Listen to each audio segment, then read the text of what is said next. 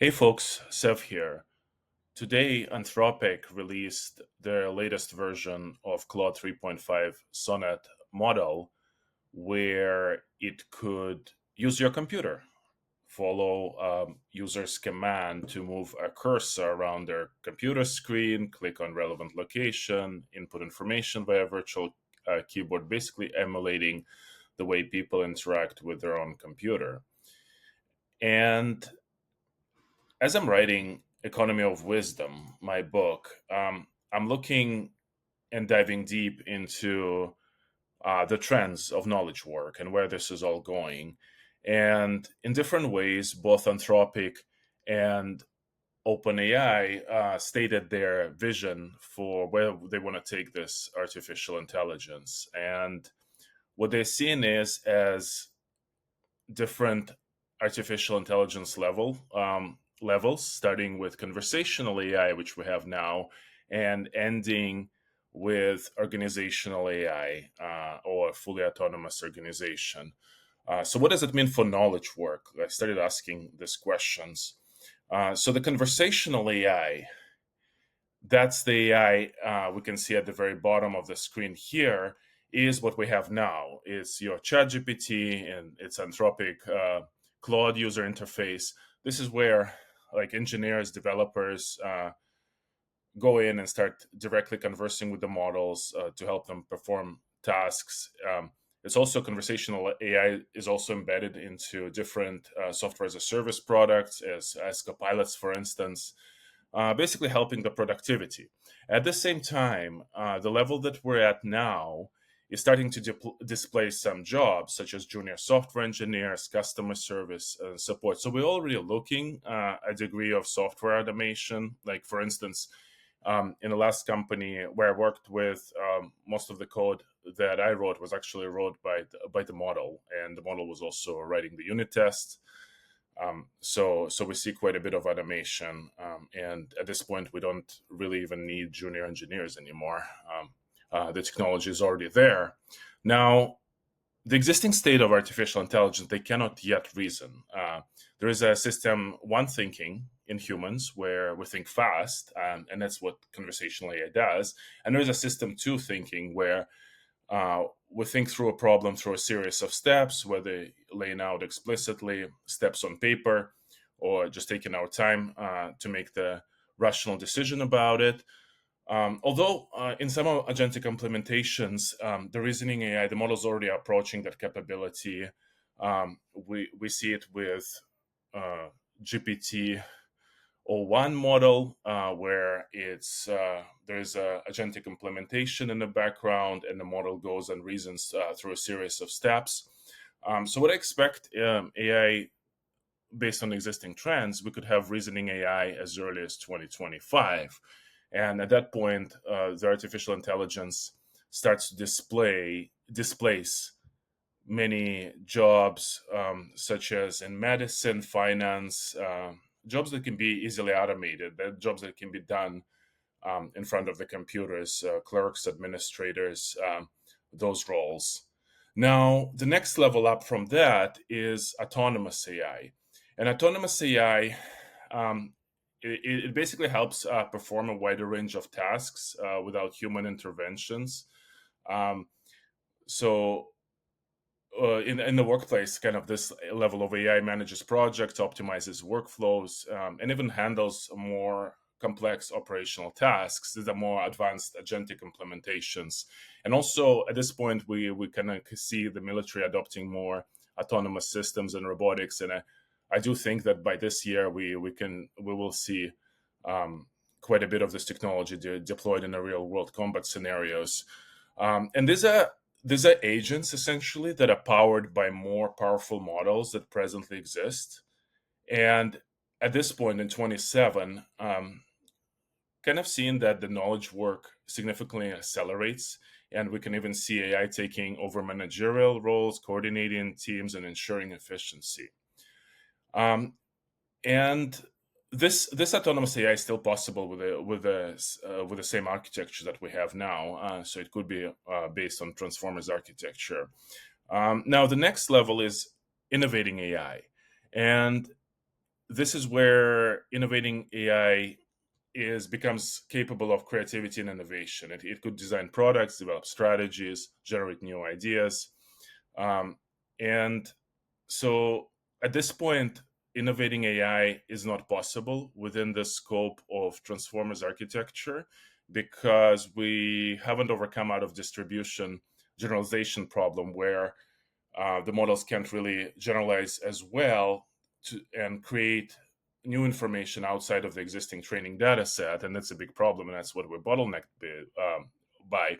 So this innovating AI will have to be based on a new architecture beyond the transformer model. And I do feel like 2030, most knowledge job could be automated if we reach this level of artificial intelligence. And finally, at the very peak is organizational AI. And this is fully autonomous organization. Um, it coordinates fleets of agents and centralized models, and it oversees the entire organizations, understanding the dynamics of business operations, market trends, and human behavior. And at this point, AI starts to be at the helm of even strategic leadership and essentially ending all knowledge work. Um, this what ties in. So what will the human do, right? Now, the current system, where in the current organizational systems, most of us are just efficiency cogs. We're trying to complete our task as fast as possible, and we don't really create outside of the distribution. Meaning, like we don't really create new things. We just perform tasks efficiently, and this ties into the human unfulfillment crisis that I'm talking about. Like, right now, we're emotionally most people not emotionally capable of creation, or meaning like truly innovation, becoming creators, creating something new, like a product, or like an art piece or a piece of writing, outside of their immediate task. And the reason why we cannot create new things is because when we're stuck in this efficiency mode, inside organizations, we're basically using half of our brain. We use our rational brain, we don't use our creative brain. And when we're emotionally unfulfilled, we cannot use the full brain capacity. Essentially, we're not self-actualized. So what we are like, we're basically at this fundamental needs level where we use only half of our brain to think and to perform tasks, but we completely neglect the other half. But the key to become a successful creator, and something that um, enables us to create new products, new ideas, new books, new art pieces, whatever that may be, is to access your entire brain. Meaning, like you use your left hemisphere for rational thought, and you use your right hemisphere for creative thought.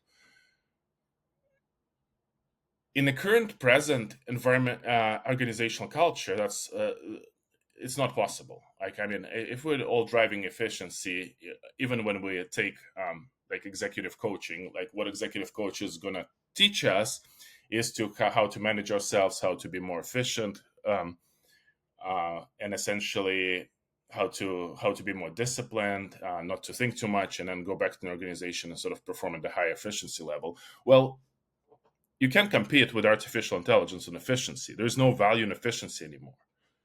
So the value for humans, for artificial intelligence, that's how it generates values, by being more efficient than humans and save company money. For humans, like you can't compete with that, essentially. And you can't just kind of use your knowledge, your intelligence, to trade in for value, for money, for resources, because AI has more knowledge and it has more intelligence than you, right? So what do humans do? Now, if we're able to self-actualize and access both hemispheres of our brain, our rational side, at that point we're able to effectively generalize outside of distribution, meaning outside of what we've trained to be. So we're able to effectively create new things. So instead of becoming efficiency cogs, we're becoming creators, independent creators that are standing on our own 2 feet. But in order to become a creators, we must fulfill not just our material needs, but intellectual needs and emotional needs. And if you want to know more about what those needs are, you can see my previous podcast, or you can pre-order a book and read the first chapter where I talk about those needs. So so what happens is the future of work is not knowledge work, but the future of work and the value generation has never looked brighter or more optimistic if you're able to create new things, if you're able to access both hemispheres of your brain. But if you're planning to just be more efficient and just use half of your brain like rationally, like there's no future of work for you. So it's basically then you just won't be able to generate value. So if you want to survive and thrive in a post AI age, the key is to build a psychological foundation for yourself. And to build that psychological foundation, you must fulfill your material, intellectual, and emotional needs, not just your material needs. All right, that's all, folks.